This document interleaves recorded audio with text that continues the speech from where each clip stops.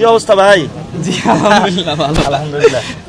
উনি পুরো পুলিশের সামনে একা পুরো গিয়েছে টিনের একটা সেট নিয়ে বীরের মতন। এই যে বিখ্যাত ছবি এটা, যে পুলিশের সামনে একটা টিনের ব্যারিকেড দিয়ে সে দাঁড়ায় আছে। উনি হলো ব্যক্তি। আমাকে চিনছেন আপনি? হ্যাঁ, এখন চিনছি। এর নামও নাসির। আপনার নাম নাসির? কিন্তু আপনারা আমার খোঁজ নিছেন? হ্যাঁ? ইনশাআল্লাহ। না, আপনারা কি আমার খোঁজ নিছেন? আমি বেঁচে আছি না মরে গেছি? এত আপনার পুলিশের সাথে সামনে আমি ছিলাম। আপনার সাথে দেখা হয় না, আজকে দেখা হয়েছে। আমি ইচ্ছাকৃতভাবেও যাই নাই কখনো আপনাদের ওখানে।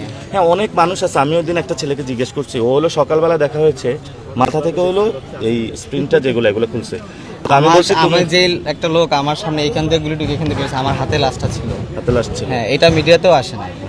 তারপর উনি বললো যে, আমি বললাম আপনার কার্ড হয়েছে, বলে আমার কার্ড প্রয়োজন নাই। হ্যাঁ, আমিও তো কাট করিনি, কোনো কার্ডের আমার প্রয়োজন নাই। হ্যাঁ, যারা সত্যিকার অর্থে গিয়েছে তারা বলছে কার্ড প্রয়োজন নাই, আমরা দেশের জন্য যুদ্ধ করেছি। ভালো আছেন আপনি? ভাই